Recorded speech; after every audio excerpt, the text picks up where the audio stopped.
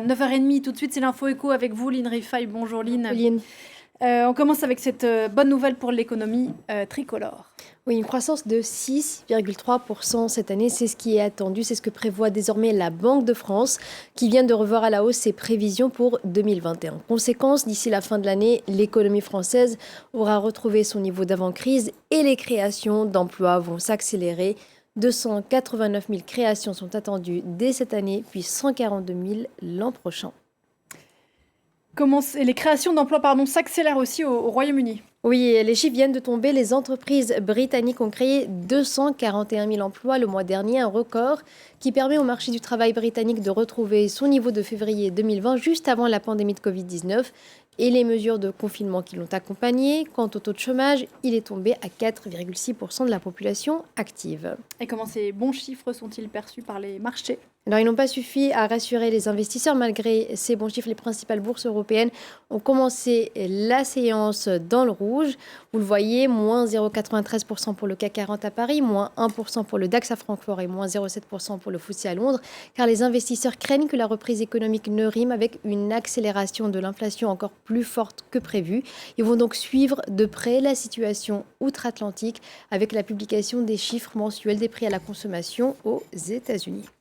L'actualité des entreprises, cette faille de sécurité d'abord qui touche les appareils du géant de l'informatique Apple. Oui, c'est une faille informatique qui se trouvait sur les iPhones de la marque à la pomme. Elle permettait au logiciel espion Pegasus d'infecter les téléphones d'Apple malgré la vigilance des utilisateurs, c'est-à-dire sans qu'ils n'aient à cliquer sur le moindre lien ou le moindre bouton piégé. La faille a été repérée la semaine dernière par des chercheurs de Citizen Lab. Cette organisation de cybersécurité de l'Université de Toronto avait découvert que l'iPhone d'un militant saoudien avait été infecté via iMessage, la messagerie d'Apple. Depuis, le groupe californien a réparé cette faille. Mais l'annonce arrive au plus mal pour Apple qui doit annoncer ses nouveautés de la rentrée ce soir.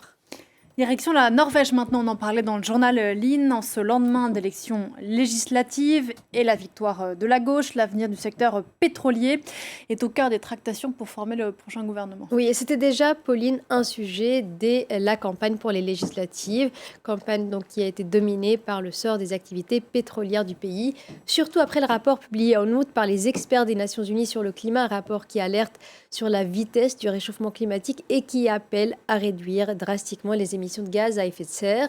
Même son de cloche du côté de l'Agence internationale de l'énergie. Pour l'AIE, si on veut garder le réchauffement climatique sous contrôle, il faut abandonner tout nouveau projet d'exploration de combustibles fossiles.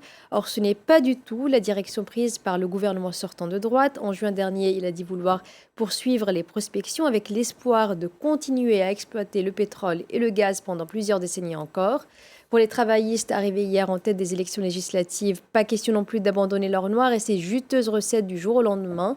Ils sont pour une sortie très progressive de l'économie pétrolière, une position assez éloignée de celle des écologistes qui prônent, eux, une sortie du pétrole dès 2035. Ah, sauf que l'économie norvégienne compte beaucoup précisément sur ses revenus pétroliers. Oui, c'est les revenus du pétrole, le pétrole tout court, c'est 14% de l'économie norvégienne, 14% du produit intérieur brut. C'est aussi plus de 40% des exportations.